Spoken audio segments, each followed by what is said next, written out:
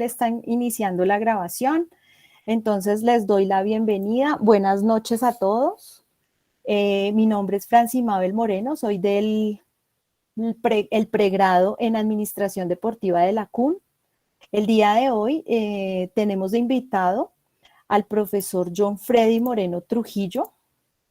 El profe John Freddy Moreno Trujillo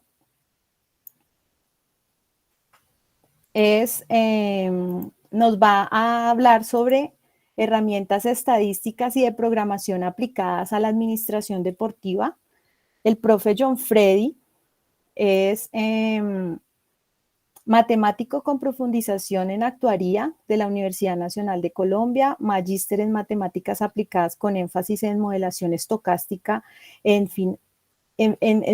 modelación estocástica en finanzas de la Universidad Nacional de Colombia, candidato doctoral en ciencias económicas, docente investigador, coordinador del Observatorio de Economía y Operaciones Numéricas ODEON de la Universidad Externado de Colombia. Tiene 18 años de experiencia como docente universitario y pues es un amante de la actividad física y el deporte desde que es niño. Y pues le agradezco muchísimo, profe John, por estar acompañándonos el día de hoy en esta charla.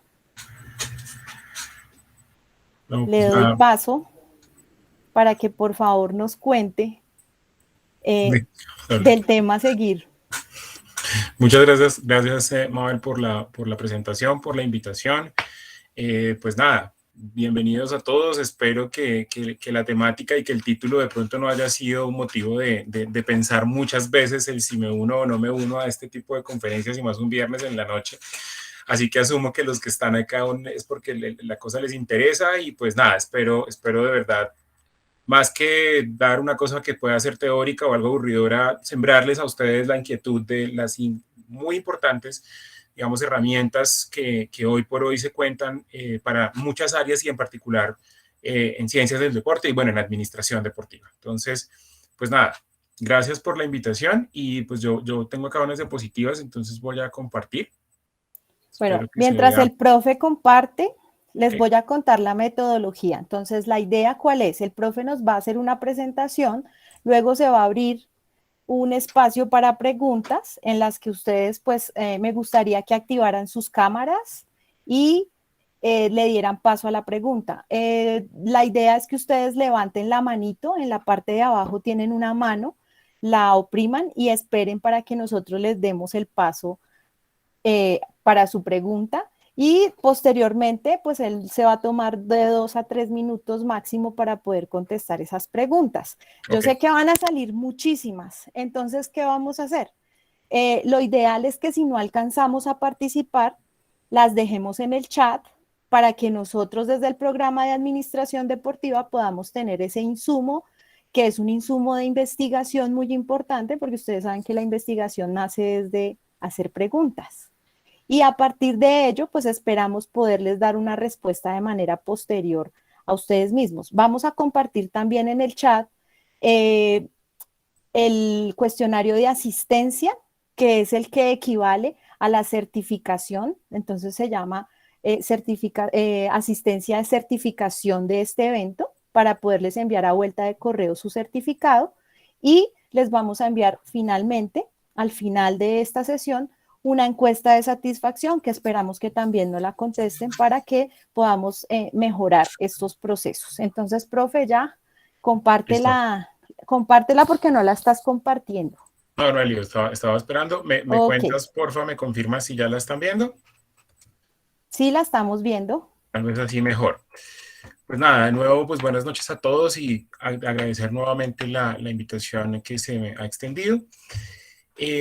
Digamos que el título del webinar, del espacio, está propuesto como herramientas estadísticas y de programación aplicadas a la administración deportiva. Tal vez puede ser un título que no dé cuenta exactamente de lo que se vaya a presentar en función de que hubiéramos podido pensar en algo un poco más llamativo, si se quiere, como el que está ahí en color naranja, que dice inteligencia artificial y ciencias del deporte, pero quería, y se pensó de esa manera, que fuera un título realista en términos de las herramientas y de lo que implica poder enfrentarse a lo que se necesita para poder hacer algunas aplicaciones muy concretas, pero muy importantes en el área de administración deportiva y en ciencias del deporte en general. Pero poco lo comento es para decirles, vamos a hablar acerca de inteligencia artificial, intentar definir de manera más concreta qué es eso, porque es un concepto que muchos hemos escuchado, son términos que están, pues, últimamente, en los últimos años han puesto supremamente de moda, incluso pegado al concepto de inteligencia artificial aparecen otros como por ejemplo el aprendizaje de máquina, el famoso machine learning, redes neuronales, ¿no? Bueno, hay una serie de elementos ahí que tal vez todos hemos escuchado mencionar en diferentes espacios, en una película, bueno, ahí puede haber digamos, las ideas más diversas, pero pues vamos a formalizarlas y en particular vamos a ver qué campo de aplicación pueden tener cuando estamos hablando de este tipo de herramientas, ¿no? En ciencias del deporte y en particular en la administración deportiva. ¿Okay? Entonces, esa es la idea. ¿Okay? Bien, empecemos. Quisiera motivar la cosa primero presentándoles una búsqueda que uno puede hacer en línea muy sencilla, digamos, muy fácil, y es preguntarse acerca de, bueno, cuando yo busco en Internet inteligencia artificial y deporte, o inteligencia artificial y ciencias del deporte o administración deportiva, ¿qué encontramos? ¿Qué es popular? ¿No? Entonces encontré un par de frases que me llamaron mucho la atención porque destacan la relevancia que este tipo de desarrollos han tenido aplicado al área de ciencias del deporte en los años recientes, ¿no? Entonces, una primera que dice, aunque la tecnología y la ciencia han influido en el mundo del deporte desde el principio, algo que claramente pues todos entendemos, en los últimos años la inteligencia artificial y el análisis de datos han impulsado tales tendencias, impactando esta industria más rápido de lo que las piernas de Bolt y más fuerte que los golpes de Tyson. O sea, esto simplemente es para que nos demos digamos, empecemos a hacer conciencia de que no es que esto es una cosa que está relegada a que de pronto grandes equipos con mucho dinero puedan implementar dentro de sus procesos de entrenamiento o a que solamente las grandes compañías o inversionistas puedan usar para, no sé, mejorar su acercamiento a los espectadores. No, esto es lo que está impactando las ciencias del deporte a todo nivel, desde los entrenamientos hasta la administración misma, cómo se dirigen los clubes, cosas que vamos a hablar un poco más adelante, pero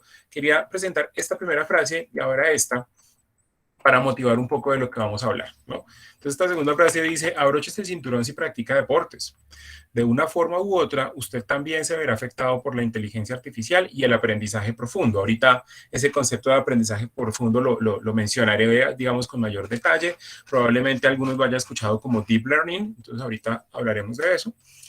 Algunas personas subestiman el impacto que pueden llegar a tener estas ideas, pero al hacerlo cometen un grave error. Y aquí viene una parte de esta frase que me llamó mucho la atención, ¿no? El deporte es uno de los segmentos de negocio que más se verá afectado por este tipo de iniciativas y por este tipo de tecnología. Y ese direccionamiento cada día lo vemos más, obviamente en muchas áreas de la vida, pero particularmente en el deporte. Entonces, estas dos frasecitas las quería poner ahí al inicio para eso, ¿no? Para motivar el por qué estos temas son relevantes y por qué vamos a hablar de ellos. Obviamente, el gran título, ¿no?, que está por detrás de estas frases y que coloqué también en la presentación, como pudieron ver, es el de inteligencia artificial. ¿Pero qué es eso? ¿No? ¿Qué es la inteligencia artificial? Porque muchas veces cuando pensamos en ese término, vemos que las ideas pueden ser muy diversas, ¿no? Está desde el que piensa en un computador que puede hacer unas ciertas tareas hasta el que está pensando en, yo qué sé, Terminator y que nos van a venir a acabar las máquinas en unos años. Las ideas pueden ser muy diversas, pero centremos, ¿no? Intentemos definir de manera más concreta cuando hablamos de inteligencia artificial de qué estamos hablando. Obviamente, pues empecemos a hacer la búsqueda como nos enseñaron en el colegio, ¿no? Entonces, a uno como le enseñaron en el colegio que tenía que hacer una búsqueda de un concepto nuevo, pues use el diccionario. Entonces, remítase al diccionario y miren el diccionario que hay. Obviamente aquí estamos buscando algo compuesto que es inteligencia artificial. Entonces, pues si uno va y mira qué es inteligencia, ¿no? En la Real Academia de la Lengua hay múltiples definiciones ahí, ¿no? Dice que es la capacidad de entender o comprender, la capacidad de resolver un problema, es el alcanzar un conocimiento y comprensión, o sea, el acto de entender, habilidad, destreza, experiencia, una sustancia puramente espiritual. Digamos que las definiciones de inteligencia son múltiples, ¿no? Son múltiples. A mí me llama mucho la atención cuando veo estas definiciones, la última, ¿no? La que dice una sustancia puramente espiritual, que parece chocar un poco con la palabra que sigue, que es artificial. Pero miremos, entonces tenemos inteligencia con esta definición. Ahora cuando uno va y busca la definición de artificial, dice hecho por mano o arte del hombre. No natural, algo que es falso. Producido por el ingenio humano. peguemos entonces los conceptos. Entonces, ¿qué es inteligencia artificial a la luz de esas dos definiciones? Bueno, uno podría unirlos de la siguiente manera. Una alternativa sería decir que la inteligencia artificial es la capacidad que tienen programas de computador de operar en la misma forma que lo hace el pensamiento humano. Como el pensamiento humano ejecuta procesos y aprende, y por lo menos hace reconocimiento de patrones, identifica personas, toma decisiones. Esa es una manera en la que la podríamos definir, que puede ser una manera que nos puede poner a pensar en, wow, ¿sí? ¿Ya estamos en esos niveles de desarrollo? Sí, y aquí aprovecho para hacer un comentario. Esto de lo que estamos hablando no es ciencia ficción, no es futurismo, disculpen, perdón. Esto de lo que estamos hablando acá es la realidad, es lo que ya se está dando, es lo que ya estamos viviendo, es lo que usted percibe cuando abre en su celular cualquiera de las aplicaciones que usa comúnmente y encuentra que las aplicaciones le están mostrando a usted cosas que usted dice, wow, eso era lo que yo quería ver, o es en lo que estaba pensando, o es en lo que estoy interesado. Miren, es eso, ¿no? Es el alcance que tiene ese tipo de tecnologías. Es más, hace unos días yo escuchaba una frase que explicaba a alguien a propósito del el evento que hubo con Facebook y todas sus redes sociales hace unos días, ¿no? Que se cayeron, salieron del aire durante unas horas por una falla. Y alguien decía, mire, explicando el tema, la inteligencia artificial hoy por hoy está tan desarrollada que la gente ha creado el falso mito, digamos, la falsa idea de que vía los micrófonos de su celular a usted lo escuchan y que por eso saben de usted de qué está hablando, y por eso es cuando usted entra a Instagram o entra a Facebook le muestran algo de lo que usted estaba hablando. Eso no funciona así, eso es más bien un bot, digamos, un algoritmo de inteligencia artificial que está por detrás, pendiente de cuáles han sido sus búsquedas más recientes, qué está buscando la gente con la que usted se relaciona, con los que usted tiene amistad por Facebook o por Instagram. Cruza toda esa información y termina encontrando que, usted debe estar interesado en este producto. Entonces, es el nivel de desarrollo que esto tiene. Y les cuento todo esto pensando en, bueno, ¿y esto en ciencias del deporte qué? Pero pues las aplicaciones realmente están limitadas a la imaginación, no a los campos. Entonces, este puede ser una primera forma de definir inteligencia artificial. Ahora, otra, no voy a decir que esta es la correcta o la incorrecta, realmente, incluso cuando uno habla con gente que está metida muy de lleno en este campo, ingenieros, desarrolladores, matemáticos, etcétera, ellos mismos te pueden llegar a presentar muchas definiciones de lo que es inteligencia artificial en función de que es un campo muy grande. Realmente el término inteligencia artificial es una sombrilla gigantesca que por dentro tiene una serie de subtemas que buscan aplicaciones mucho más concretas. Por eso no es una cosa fácil de definir y por eso estoy como presentando este set de posibles definiciones, ¿no? Entonces acá hay otra que es: la inteligencia artificial es una simulación de la inteligencia humana puesta en ¿dónde? En una máquina. De tal manera que esa inteligencia puede identificar, ¿no? Y puede establecer cuál es esa pieza de conocimiento que se necesita para resolver un determinado problema. Noten algo, y es que en las dos definiciones hay un término clave y es la capacidad de resolver un problema, ¿no? Y este tipo de herramientas están desarrolladas precisamente para eso, para buscar resolver un cierto problema o mejorar. No necesariamente tiene que haber un problema, pero puede ser, por ejemplo, mejorar la forma como se desarrolla una cierta tarea, hacerla más eficiente, hacerla con que se obtengan mejores resultados, que sea más económica. Bueno, hay varias maneras de verlo, pero siempre está eso, ¿no? El querer resolver, el querer mejorar algo. Entonces, listo, esto es un panorama de lo que puede llegar uno a entender como inteligencia artificial. Ahora, para poder ver un poco más claro cuáles van a ser esas aplicaciones que va a tener en áreas diversas y en particular en ciencias del deporte, tendríamos que pensar en esa inteligencia artificial y, como les decía, es esta gran sombrilla en qué hay por dentro, qué área se divide, ¿no? Entonces, si pensamos en la inteligencia artificial como este gran conjunto de técnicas que permite imitar el comportamiento humano, ¿no? Su capacidad de razonar, de tomar decisiones, de establecer qué es lo óptimo, dentro de eso hay una primera gran, digamos, subregión, llamémoslo así, que es lo que se conoce como Machine Learning, ¿no? Aprendizaje de máquina, o aprendizaje autónomo, o aprendizaje automático, ¿no? Todos esos términos se utilizan de manera sinónima. ¿Qué es el Machine Learning? A la larga son algoritmos, es decir, códigos de programación, ¿no? Pero en el caso particular del Machine Learning son algoritmos o técnicas de programación que están fuertemente basadas en resultados estadísticos, ¿no? En elementos de estadística, y que le permiten a ese algoritmo, a ese programa, aprender de la experiencia. Obviamente cuando ve esa definición, hay que destacar dos cosas. Por un lado, que son algoritmos fundamentados en elementos de estadística, Eso nos va a ir llevando un poco a porque es el título original de nuestra charla de que estábamos hablando de herramientas estadísticas, es porque están soportadas acá detrás. Pero lo otro clave es qué significa que una máquina aprenda. ¿Qué es el aprender aquí? Porque algo que uno como que intuye es que no es el mismo, como que no lo vamos a entender de la misma manera que como aprende un niño o como aprende una persona cualquiera de nosotros. En general, cuando estamos dentro del mundo del Machine Learning, lo que se conoce como aprender básicamente se debe entender como desarrollar una cierta tarea de manera cada vez más eficiente, ¿no? Entonces, como que yo aprendí a hacer algo y muestro que aprendí a hacer ese algo porque cada vez lo hago de manera más eficiente, lo hago de mejor forma, pues resulta que estos algoritmos se pueden entrenar para que ejecuten una tarea muy específica de una mejor manera cada vez, ¿no? ¿Y cómo se establece eso de una mejor manera cada vez? Estos algoritmos siempre, todos los, bueno, tal vez no todos, pero la gran mayoría de los algoritmos que están al interior del Machine Learning traen consigo lo que se conoce como una función de error. Es decir, tienen definida una función que mide, oiga, usted cómo está haciendo la tarea y qué tanto error está cometiendo.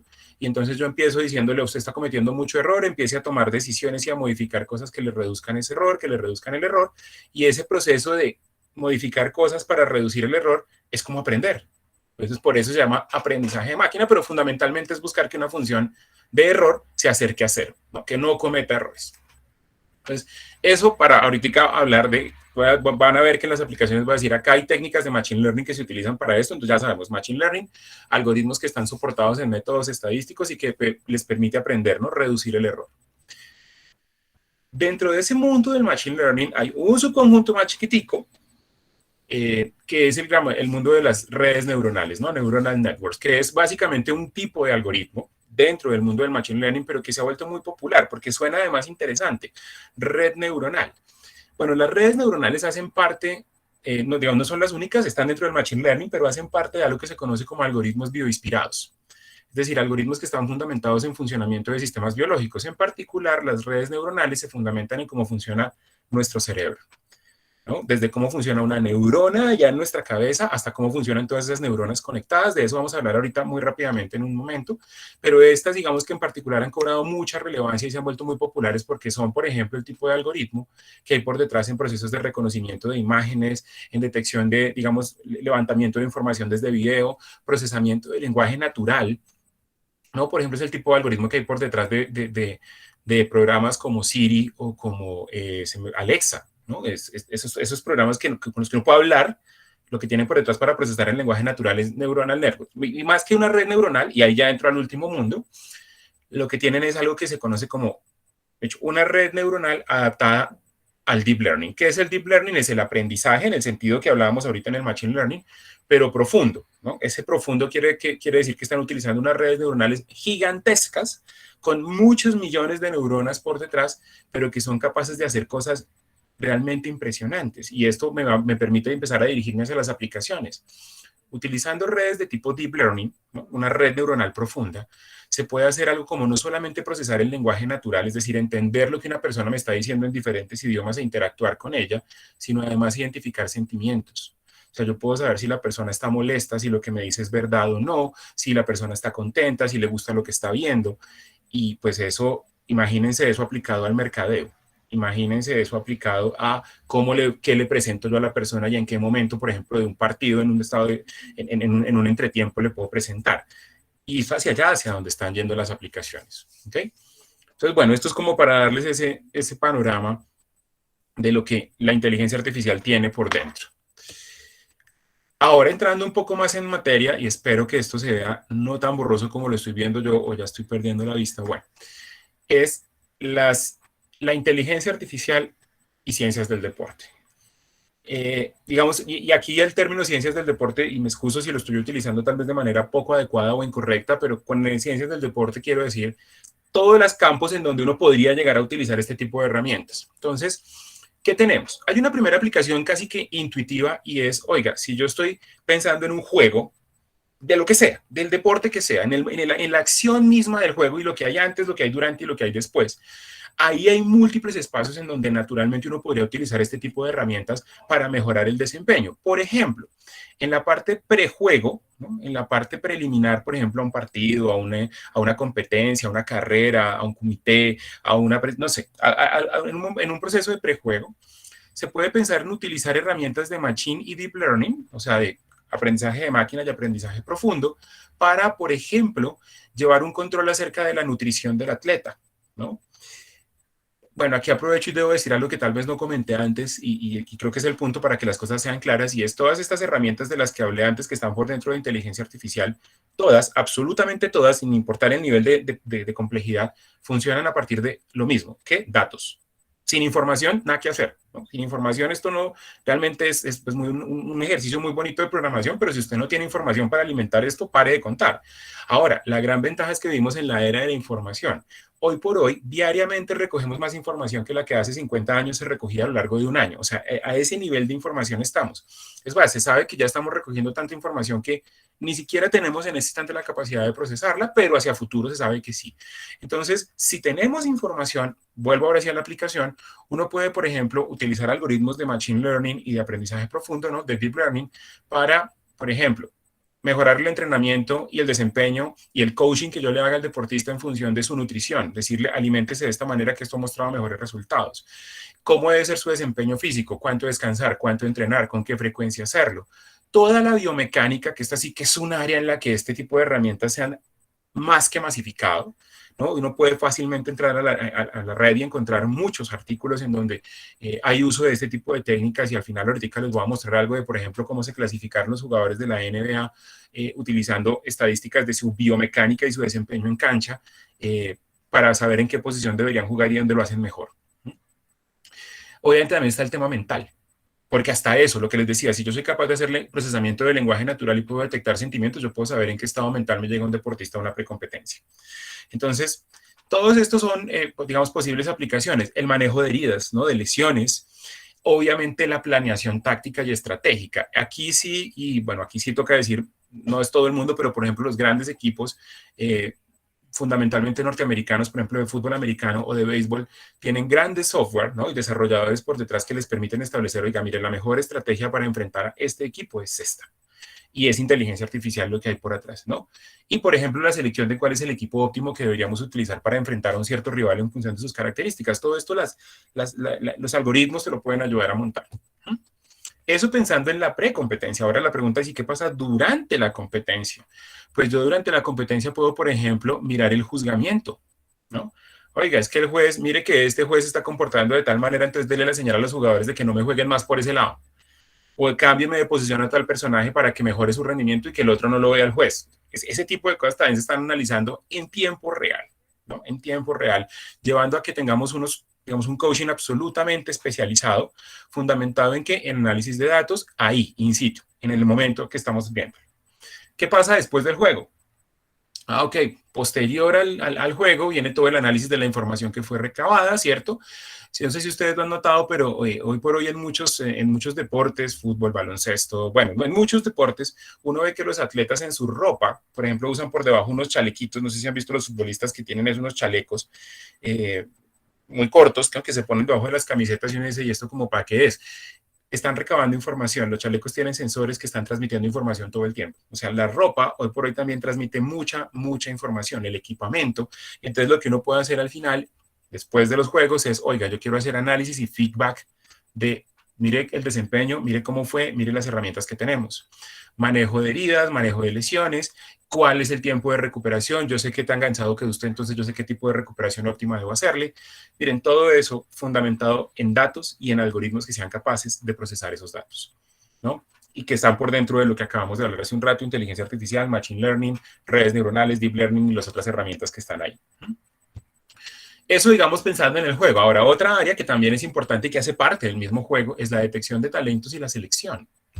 Tengo estadísticas acerca de cómo le ha ido a un cierto jugador desde las inferiores hasta tal punto en su desarrollo. ¿Lo contrato? ¿No lo contrato? ¿Hacemos ese reclutamiento o mejor tal otro? Eso también se puede, digamos, mediar por este tipo de herramientas. Esto desde la perspectiva, digamos, muy interna del juego propio, del deporte ahí en acción, en desarrollo. Ahora, miremos hacia afuera, miremos hacia las gradas, si se quiere, miremos hacia los fans, miremos hacia la gente que está mirando.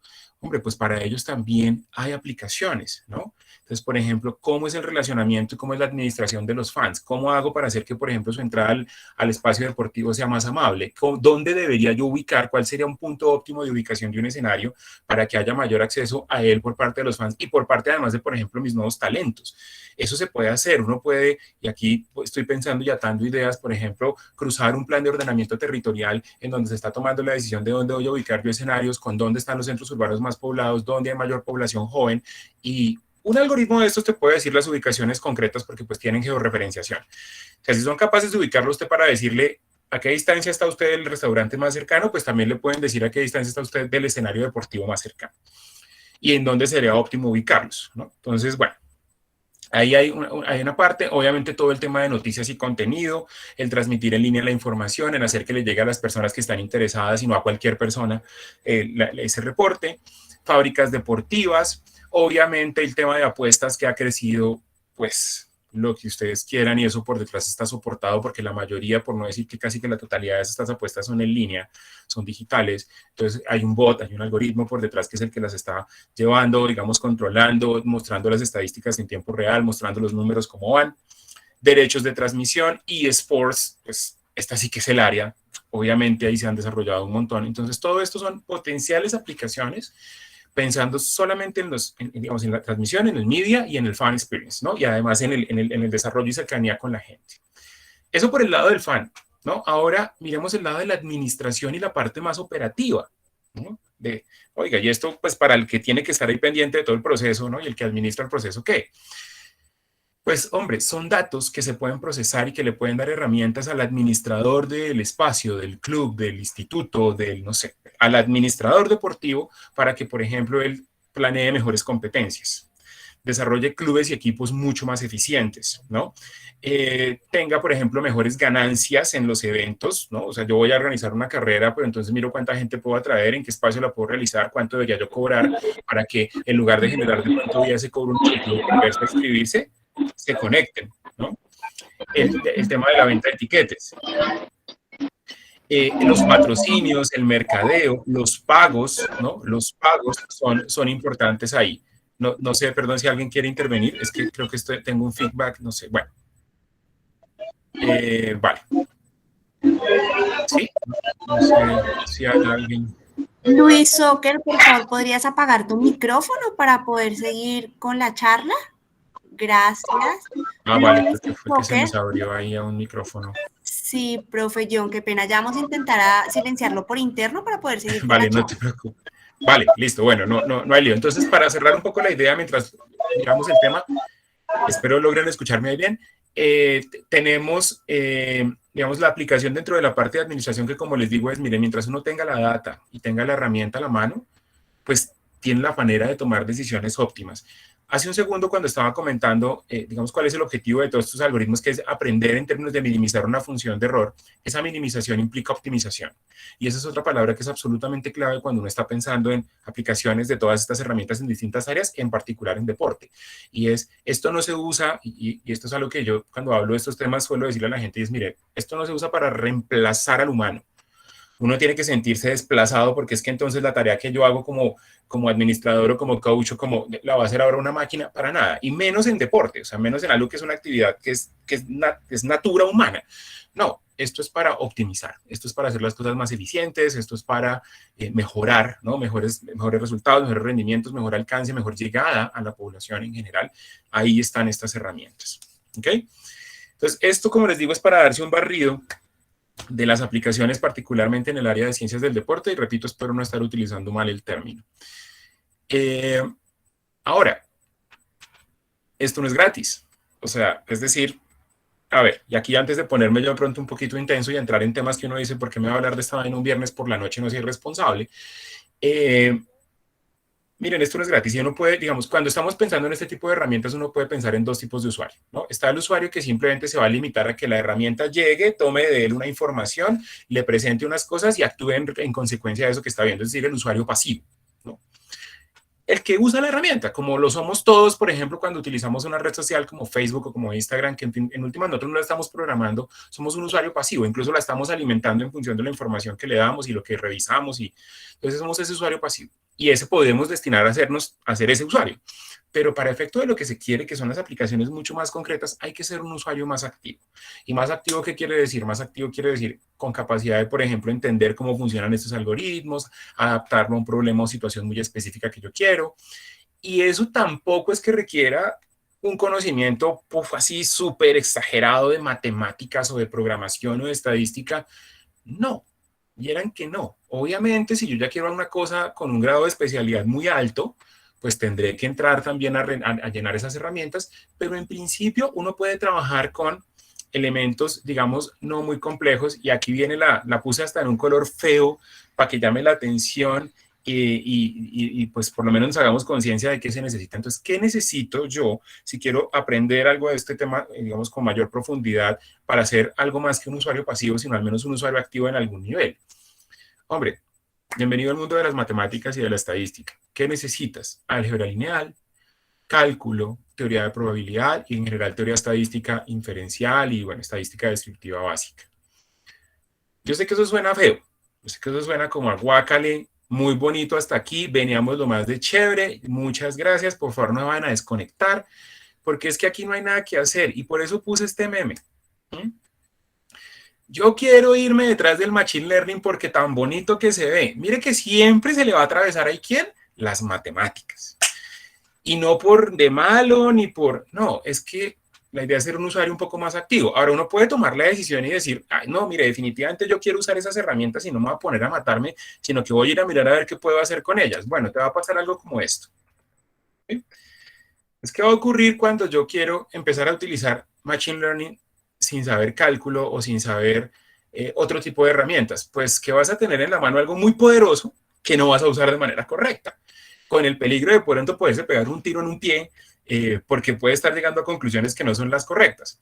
Entonces, hombre, con eso lo que quiero decirles es, no requiere tampoco volverse matemático, ni ingeniero, pero pues tener unos conocimientos elementales en estas áreas que mencioné hace un rato, le va a dar la fundamentación necesaria para por lo menos coger una herramienta básica y poder adaptarla a un deseo o a una tarea específica que usted quiera hacer. ¿Okay? Pero esa es la realidad y pues uno tampoco tiene que echarse mentiras. Si quiere ser un usuario, digamos, más allá del usuario pasivo, pues tiene que pasar por acá, ¿no? Hay que pasar por acá. Ahora, hablé de la teoría matemática. La otra pregunta es, bueno, pero esto estamos hablando de que eso es como en el computador y echando código, y entonces ahí qué códigos hay, cómo puedo empezar a aprender estos temas. Entonces, hombre, mire, hay una pequeña nube de los muchos lenguajes de programación en donde uno puede poner en práctica esto. Algunos de los que están viendo ahí son gratuitos, muy populares. Hay uno grandote que se ve que dice Python.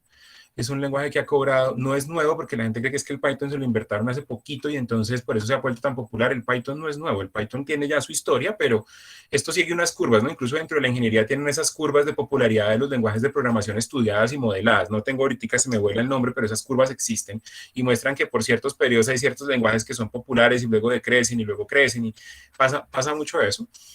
Entonces, lenguajes en ese momento el que está de moda es Python y R, por ejemplo, que por aquí está también. ¿Por qué? Porque nada más bueno que lo gratuito, ¿cierto? Entonces, gratis, que dicha. Entonces, estos son lenguajes de programación gratuitos. Además, Python en particular es bastante simple de aprender. Incluso, hoy por hoy es el lenguaje que está de fondo en muchos programas digamos, de enseñanza e introducción a la programación en niños de jardín. Entonces, pues bueno, esto para decirles, hay muchos lenguajes, muchos gratuitos. Y acabo ya de decir algo que yo, a veces hasta me regañan porque uno dice eso y dice como, pero mire el espacio, ¿cómo se le va a ocurrir decir una vaina de esas? Y es, mire, uno necesita 4 paredes y un profesor para aprender esto. Uno aprende esto solo, si quiere. Obviamente, ideal que uno tenga a alguien que le diga, no, mire, pero la cosa es así, acá, pero con una conexión a internet decente y un computador y digamos, la voluntad de hacerlo, las ganas de hacerlo, usted aprende a programar. Porque en la línea eso es lo que hay donde aprender. Y desde la cosa más ladrilluda, porque uno puede meterse a la cosa del curso más denso del mundo, hasta la cosa más divertida y jugando, y cuando usted se da cuenta termina con una red neuronal que juega Pac-Man, ¿verdad? Eso digamos, es posible. Entonces, en términos de la programación como tal, posibilidades muchas, hay espacios grandes, pero pues es cuestión de mirar qué se quiere, y lo que les digo, mucho de esto es gratuito, ¿no? Mucho de esto es gratuito. Ahora les decía, datos, ¿dónde consigo datos? Miren, hay un sitio que se llama Kaggle, ¿no? Kaggle, que es como una gran empresa que hace muchas competencias sobre Machine Learning para desarrollo en diferentes escenarios, y Kaggle tiene a disposición de manera gratuita las bases de datos que ha utilizado en esos experimentos. Hay bases de datos de lo que usted quiera, y no estoy hablándole de 4 datos, bases de datos gigantescas, globales. Entonces ahí puede uno tomar muchas decisiones y trabajar con esa información. ¿Ok? Entonces, eso por el lado de qué necesito desde el punto de vista de la teoría matemática, qué herramientas tengo, qué posibilidades tengo desde el punto de vista de la programación. Ahora, si nos adentramos, y esto simplemente es de nuevo como para darles un poquito de un barrido y seguir pensando en esas aplicaciones, yo voy con esto que estoy contando, lo que quiero es como dejarles la inquietud de, oiga, eso está ahí y aplica también para mi área. Sí. Dentro del Machine Learning, que inteligencia artificial, ¿no? Machine Learning, si nos metemos un poquito a mirar ahí adentro de Machine Learning, hay como 3 maneras de aprender, ¿no? Ese aprender, comillas, comillas, aprender que tienen estos algoritmos, que son el aprendizaje no supervisado, el aprendizaje supervisado y el aprendizaje por refuerzo. Para darles una idea muy rápida y entonces poder mirar las aplicaciones. Cuando hablamos de aprendizaje supervisado, hablamos de aprendizaje supervisado cuando yo le entrego al algoritmo información suficiente acerca de qué es lo que yo quiero que haga, es decir, yo le voy a dar unos datos de entrada y quiero que usted me produzca una salida, y le voy a dar también unos resultados de salida específicos, es decir, le voy a dar contra qué supervisar si su aprendizaje está haciéndose bien o no. Eso en ese sentido se dice supervisado. Hay contra qué contrastar lo que el algoritmo está generando. Ese tipo de aprendizaje, ¿dónde aplica? ¿En dónde se ha utilizado mucho? Por ejemplo, en detección de fraudes, ¿no? Hay algoritmos que miran cómo opera la gente, qué tantas boletas se están vendiendo y porque hay unos momentos en que la venta de boletas se dispara y luego se me empieza a caer. ¿Será que eso está mandando algún tipo de señal de que hay comportamiento fraudulento? Clasificación de imágenes. Miren, hace poco no, esto es un problema que ya tiene mucho tiempo, pero está este famoso lío de los barristas, las barras bravas que entran al estadio a hacer desorden y a golpear gente y no sé qué, y entonces les dijeron, no, carnetícese. Y entonces con la carnetización ahí yo ya sé quién es el barrista bravo y entonces el tipo yo no lo dejo entrar. Y uno escucha eso la primera vez y le da como risa, ¿no? Uno dice como, pues sí, ¿no? Cambia el carnet, cámbiale la foto, o sea, qué bobada. El tipo nos va a poner un letrero acá que dice, yo le pego al que se me atraviese. Pues claramente no. Pero lo que sí puede uno hacer es poner cámaras que detengan reconocimiento de imagen. Y así el tipo llegue con un cierto carnet, si yo le puedo detectar la cara y sé que es ese personaje, no dejarlo entrar. Y esto es una cosa que no es que, wow, no, esto se usa en aeropuertos, se usa en grandes escenarios deportivos en muchos lugares del mundo, y es, usted ya tiene algún tipo de sanción, lo identifican y sale. No lo dejo entrar. Otros espacios, retención de cliente. Yo que tengo que ofrecerle a mi abonado para que se me quede, yo que tengo que ofrecerle al personaje para que me patrocine. Y así, ¿no? Diagnóstico de variables, pronósticos, predicciones en el tema de apuestas, optimización de procesos, cómo hacer que, por ejemplo, el ingreso a un escenario sea más eficiente o la salida del escenario sea más eficiente o que los resultados de mi equipo sean mejores, el desarrollo de nuevos elementos. Entonces, todo eso hace parte del aprendizaje supervisado y de lo que uno puede hacer allá. El aprendizaje no supervisado es aquel en donde, de nuevo, yo le entrego una información al algoritmo, pero no le voy a dar contra qué contrastar la salida porque, por ejemplo, no tengo esa información. Ahí, obviamente, por detrás hay unas matemáticas que permiten saber que uno sí va para el lado correcto porque queda la duda, ¿no? Si no tengo contra qué comparar mi resultado, ¿cómo sé que voy bien? Bueno, hay unas matemáticas para eso que permiten digamos, tener saber que vamos hacia dónde es, ¿no?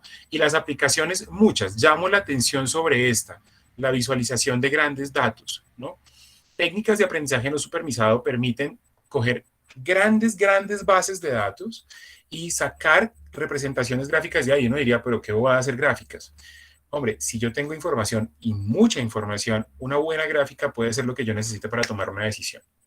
Cómo se me están comportando los clientes, a qué hora consumen, cuándo consumen, qué tipo de producto les gusta más. ¿Qué pasa si yo saco el comercial de Messi con los nuevos guayos a las 10 de la mañana versus si lo saco a las 8 de la noche? Y entonces, ¿cuánta gente me puede llegar a comprar el producto? Todo eso, digamos, es importante. Y otro elemento muy importante, ya ahorita espero el tiempo y si me indican, porfa, si voy muy colgado de tiempo, me dicen, también podemos hablar acerca del clustering o los agrupamientos, porque ese es un tema, digamos, relevante y es el ejemplo que les quiero mostrar al final. Por ejemplo, oiga, dependiendo del desempeño que tienen ciertos jugadores, yo puedo agruparlos por la región del campo en la que yo debería ponerlo porque ahí el tipo es más eficiente. Y eso es un algoritmo de clustering. Entonces, bueno, y está el aprendizaje por refuerzo, que, bueno, simplemente para decirles eso de aprendizaje por refuerzo, ¿qué es? Es psicología conductual, conductivismo psicológico aplicado al machine learning. es decirle al algoritmo cuando lo hace bien, yo lo recompenso, y cuando lo hace mal, lo castigo, ¿no? Hay una forma de matemática de hacer eso de recompensa y castigo, y el tipo cada vez se comporta mejor. Y es, por ejemplo, lo que hay por detrás de muchos juegos que trabajan con inteligencia artificial, o, por ejemplo, los navegadores, los bots que hacen navegación en estos vehículos que ya tienen capacidad inteligente. Hay mucho de aprendizaje por refuerzo ahí. Capacidad inteligente, pues me refiero a autonomía en el manejo. Bueno, no sé cómo voy de tiempo. ¿Vamos bien? Qué pena, estos temas yo me pongo a hablar de ellos y no puedo parar. Entonces, bueno, va 7:45, pero como wow. iniciamos 8:05. 7:05, tengo 5 minutos más. Regálanos, sí, porque Listo. pues faltan las preguntas. Vale, voy a pasar por esto un poquito más rápido, qué pena, y listo. Bueno, acá era para decirles, cuando hicimos este gráfico inicial allá de clasificación de lo que hay por dentro de la inteligencia artificial, uno de los campos que estaba dentro de Machine Learning eran las redes neuronales. No voy a entrar en los detalles, ya hay simbología matemática y demás, que ya creo que quedó claro que esas herramientas se necesitan, simplemente es para aclarar un concepto que una vez se escucha, pero de pronto no es tan claro, y es, como lo comenté, una red neuronal está inspirada, es un algoritmo bioinspirado, y en este caso está inspirado en las neuronas de nuestro cerebro, ¿no? Que fundamentalmente, muy rudimentariamente, me perdonarán ustedes que probablemente sepan más de biología que yo, este tipo de células básicamente son un núcleo, ¿no? Unos brazos, ¿no? Unos axones o brazos, y unas dendritas que son como unas terminales que le permiten conectarse con otras neuronas. Y biológicamente, ¿cómo funciona el tema? Las neuronas, como se ve en esta segunda parte de acá, se conectan unas a otras por medio de esas dendritas, y en ese contacto entre ellas ocurre lo que se llama sinapsis, ¿no? Y es que hay unas reacciones químicas y eléctricas que hacen que la información de una neurona, pase a la otra, la active, y esta la transmita a otra, y a partir de ahí se empiece, digamos, todo el proceso de generación de ideas, etcétera, etcétera. Esto es la visión biológica. ¿Qué es lo que se ha hecho cuando hablamos de una red neuronal artificial o de una neurona artificial? Coger eso y matematizarlo, de tal manera que uno lo pueda programar. Entonces, tenemos que una red neuronal biológica, una neurona biológica es esta, la red neuronal es el análogo que está aquí, que básicamente son unas variables de entrada, unos datos, unos pesos, unas funciones que combinan esa información, pasan por lo que se conoce como una función de activación y producen una salida. Entonces imagínense que es una corriente, unas dendritas, un núcleo de la neurona que procesa esa información, y en función de la intensidad de ese impulso, de esa información, generan una salida. Eso es una neurona artificial bioinspirada, pues es lo que sale de acá, que es una red neuronal, muchas de esas conectadas. ¿Qué es una red neuronal profunda? Imagínense una cosa de estas, en donde las capas, ¿no? La cantidad de capas que hay ahí es de miles, y la cantidad de neuronas por capas de millones. Esas son las redes neuronales que, por ejemplo, hacen reconocimiento de imágenes, procesamiento de video, reconocimiento del lenguaje natural, identificación de sentimientos. Eso es lo que hay por detrás. Gigantescas redes para hacer esto. ¿En dónde, por ejemplo, se puede utilizar ese tipo de resultados? Hombre, aquí yo muestro una imagen que ya es muy común, y es que hay un juego que se está analizando y en donde uno dice, mire, tal jugador está utilizándose o gastándose a tal porcentaje de su rendimiento, la probabilidad de que logremos hacer, por ejemplo, un gol con jugadores desplazándose a ese nivel de trabajo es de tanto, y uno dice, ¿y de dónde sacaron toda esa información si solamente yo estoy viendo un partido de gente corriendo? Ok, datos procesados por un algoritmo por detrás, ¿no? Entonces miren cómo en el mismo juego podemos llegar a tener ese tipo de información. Rápidamente, ya para ir cerrando, otros algoritmos que están dentro del Machine Learning, algoritmos de clasificación. Este KNN traduce los K vecinos más cercanos, que es un algoritmo en el cual yo quiero, digamos, identificar si alguien pertenece a un grupo, negro o rojo, en función de unas características, y entonces lo que hago es coger a ese personaje que estoy clasificando, al puntico en blanco, y mirar los vecinos más cercanos a él, ¿quiénes son? Si la mayoría son negros, entonces lo clasifico como negro. Si la mayoría son rojos, lo clasifico como rojo. Ese es un algoritmo muy sencillo, pero muy potente de clasificación.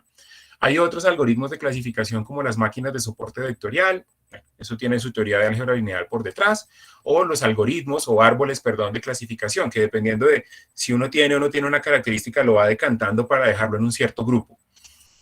Quiero cerrar, el tiempo voló, mostrándoles acá, creo que no se ve muy bien, así que les explico muy por encima, pues, espero poderlo hacer bien. ¿Qué estamos viendo acá? Este es un gráfico que resultó de un trabajo que se hizo clasificando a los jugadores de la NBA, periodo 2014-2017, de acuerdo a un par de características, ¿no? Unas físicas y otras de desplazamiento en campo, o de funcionamiento en campo. mostrando en cuál de las, ojo, y esto era interesante, de las 5, creo que son 5, espero no estar diciendo mal, 5 posiciones en el campo deberían jugar. El algoritmo de clasificación que estaba por detrás, aquí combinaron varios algoritmos de clasificación, hizo la segmentación de los jugadores, pero lo interesante fue que el algoritmo encontró, no 5, encontró 8 posiciones ideales. Es decir, acá vemos cómo la inteligencia artificial no solamente me permite escoger, oiga, a LeBron James, ¿dónde lo voy a poner a jugar? O a, no sé, Kevin Durant, o a dónde lo voy a poner a jugar en función de sus características, sino que uno dice, oiga, debería existir una posición adicional que mejoraría el desempeño del equipo. Entonces noten, hay un resultado pues bien interesante de lo que los métodos de Machine Learning pueden llegar a tener y a mostrar en estos campos de aplicación.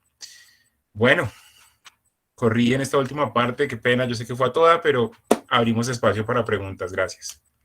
Bueno, muchísimas gracias, profe, muy interesante. Bueno, pues yo quisiera invitar a nuestros invitados a que hagan sus preguntas, que no tengan miedo. Y pues básicamente bueno, ya mira, ya tenemos acá a Jaime Alberto Arenas, Granada, quien tiene su primer pregunta. Profe, por favor, participa. Hola, muy buenas noches. Buenas noches. Bueno, muchas gracias por la presentación. Estos temas son muy interesantes, pues son, entre comillas, actuales. Yo incluso he hecho la pregunta aquí en el chat.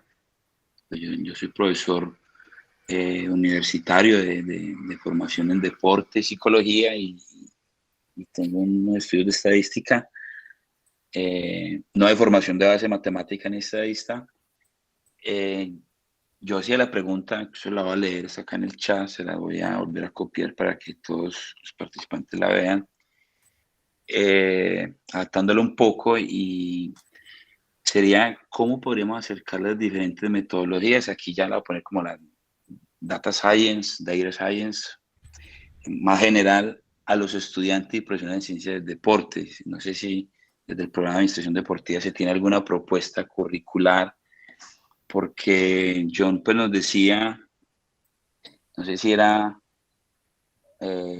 con un extremo optimismo, pero el tema de aplicarlo es complejo. Obviamente que la voluntad y la disciplina supera la inteligencia, pero realmente detrás de esto hay unos conocimientos técnicos, como usted lo dijo, de matemáticas, de álgebra, sistemas de ecuaciones lineales, de estadística y todo lo que tiene que ver con modelamientos,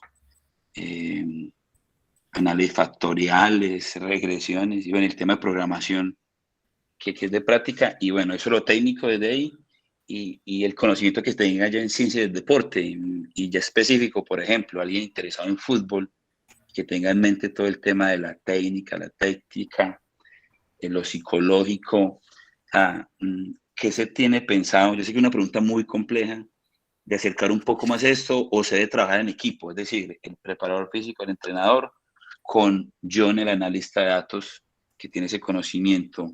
¿Eso es en equipo o alguien se puede empoderar de esto desde una propuesta curricular en pregrado?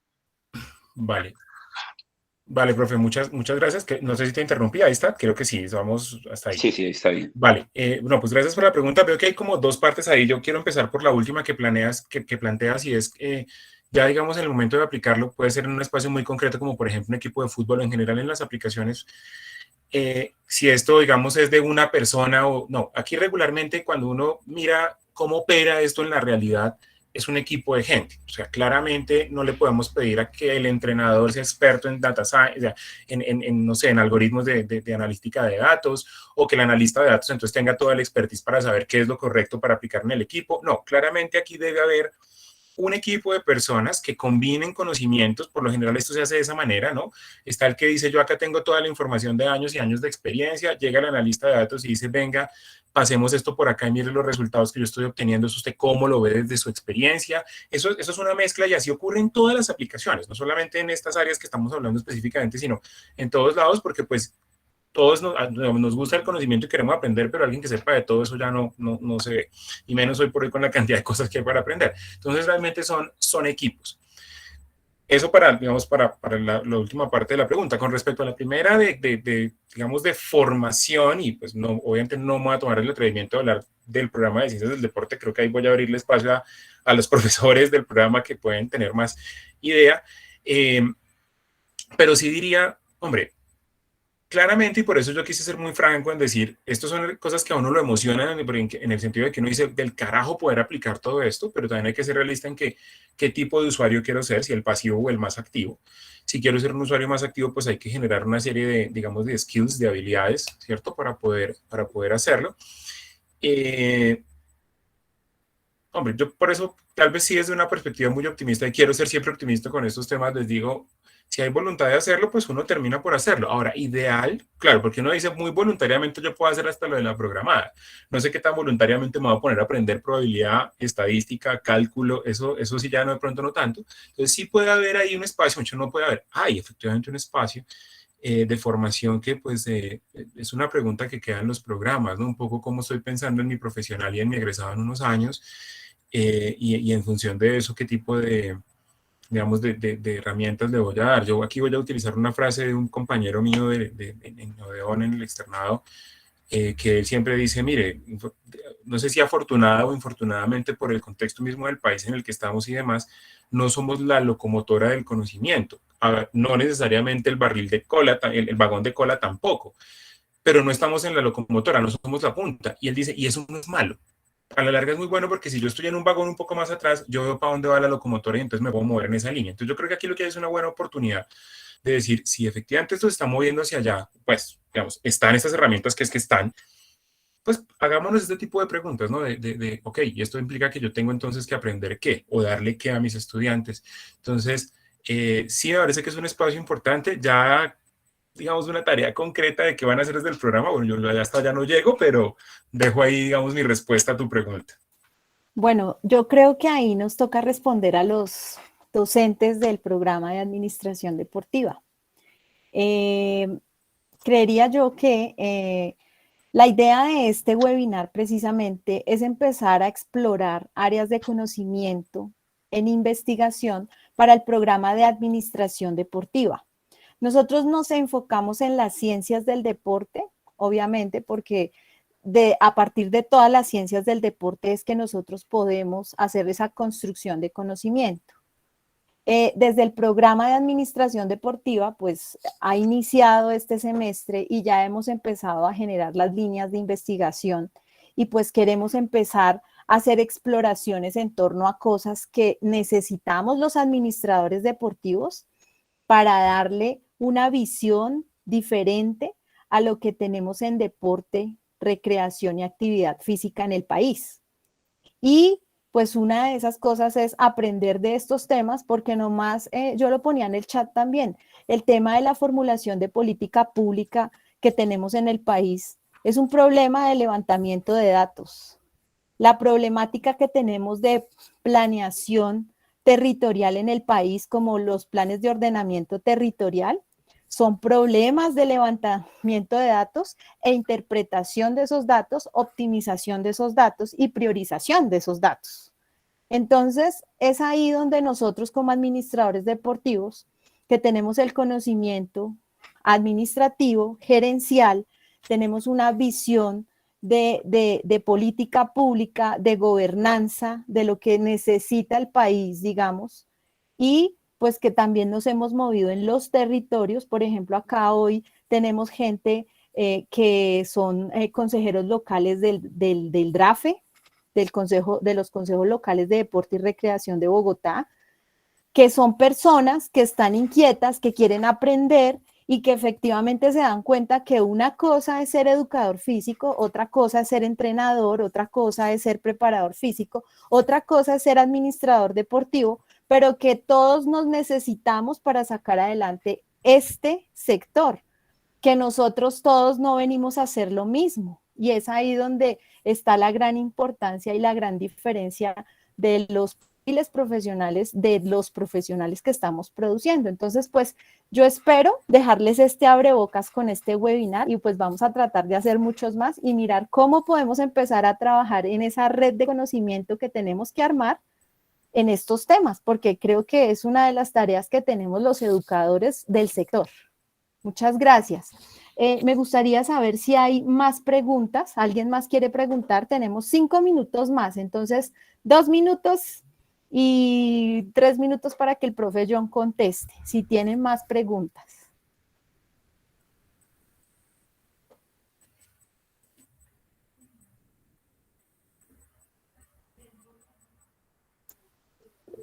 Ay, ya, mira, acá, el profe nuevamente. Cuéntenos, profe. Otra vez yo aprovecho por Dale, acá. con gusto. Aprovecha. Bueno, no sé yo o Francia si sepan, pero yo del tema pues aplicado a Data Science al deporte no estoy muy informado. ¿Algún referente internacional en el área pues así específica de ciencia de datos en deporte que se conozca y nos pueda compartir el nombre por acá? Bueno, en Estados Unidos se está viendo mucho estas aplicaciones. Hasta el momento se están trabajando. El profe John creo que tiene una base. Sí, yo les puedo compartir, digamos, voy a compartir vía con Franci, pues con Mabel les puedo hacer llegar la información, pero efectivamente hay referentes grandes, digamos que varios clubes, para darte, digamos, casos concretos, hay varios clubes de fútbol europeos que están montando departamentos completos, digamos, de analítica de datos para apoyar, digamos, a todo el equipo, como parte del staff mismo del equipo. Si miramos hacia allá, digamos hacia Europa, en Estados Unidos, los equipos de fútbol americano, o sea, ligas grandes como la NFL, la liga de béisbol, ¿no? Traen ya, digamos, tienen equipos, creo que funcionan a través de toda la liga en sí misma para proveer datos a toda la liga, pero tienen equipos que están diseñados para básicamente analítica de datos direccionada a esa labor. Y eso, digamos, desde la perspectiva más práctica. Y ahora, en términos de la academia, digamos, más de la investigación, también hay grupos ahí que están creciendo. Por ejemplo, lo que les comentaba de esa imagen de clasificación de jugadores de la NBA es tomada de un libro, de un artículo producto de investigación. Entonces, también les puedo compartir ese material, claro que sí. Listo, vale, muchas gracias. Muchas gracias, profe John.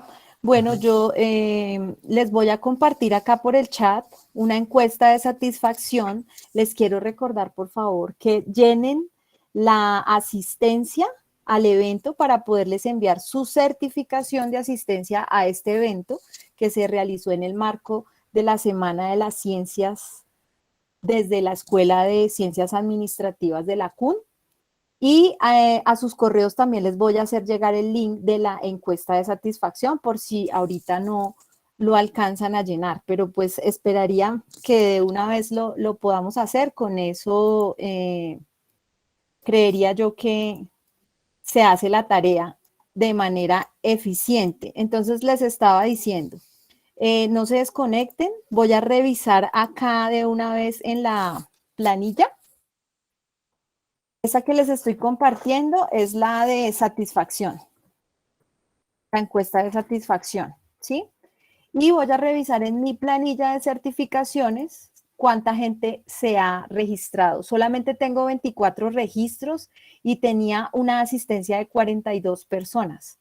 Entonces, pues les agradezco que vuelvan a llenar la asistencia para la certificación al evento. Con eso se las enviamos a vuelta de correo. Ya lo comparto nuevamente el de la certificación.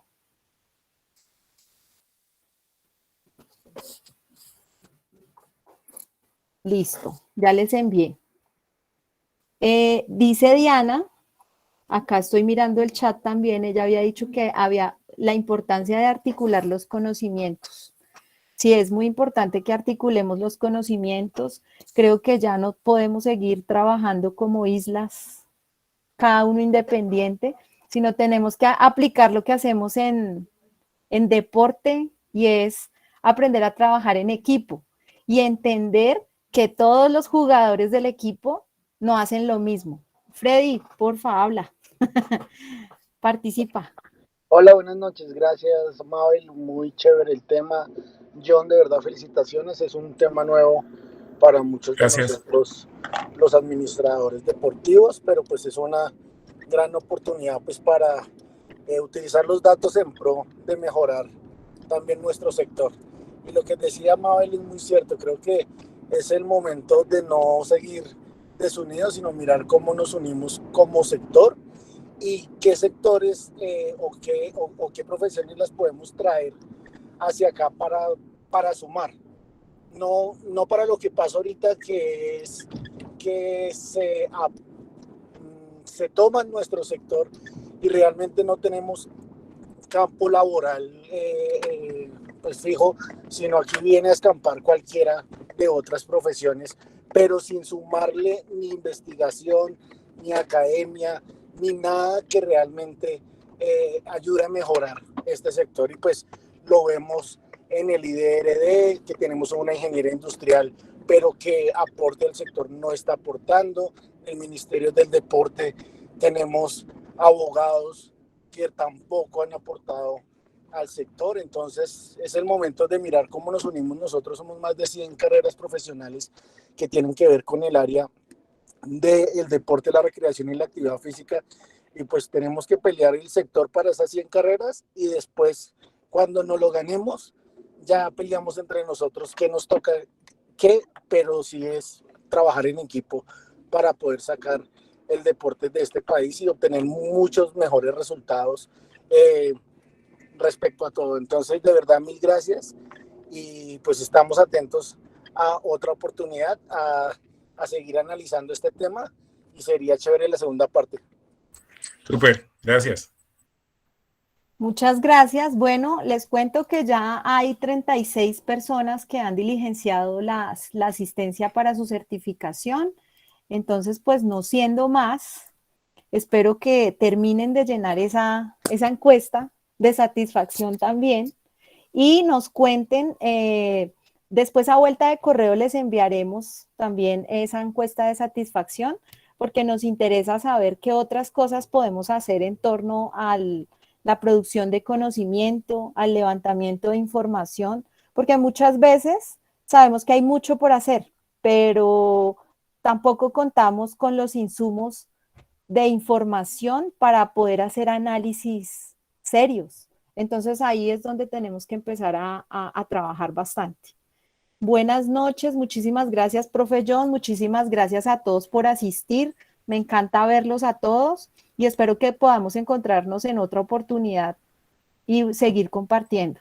Feliz noche. Gracias a todos, gracias por la invitación, que estén muy bien. Gracias por la invitación, hasta luego. Hasta luego, muchísimas gracias. Muchas gracias a todos. Gracias, feliz noche. Gracias, feliz noche. Muchas gracias por todo, feliz noche. Muchísimas gracias, Dios los bendiga. Gracias. Muchas gracias, buena noche. Gracias, hasta luego.